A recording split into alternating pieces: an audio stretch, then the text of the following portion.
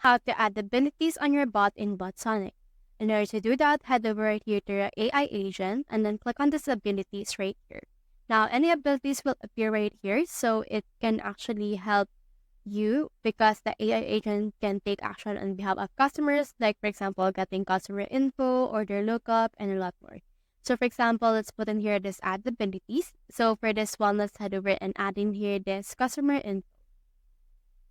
And then you can put also in here a type like knowledge base as well as custom API. For me, I'll just choose in here knowledge base and click on next. And then as you can see, this ability has been created. Now you can add in here the description. So for example, let's put in here the get customers information.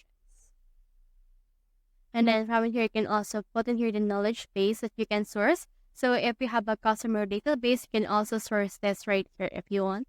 You can click on this add source and then upload the file that you want to use. For this case, it can be a website as well.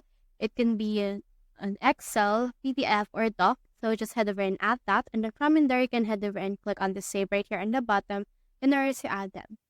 So that's how you add abilities on your bot in BotSonic. Hope we help.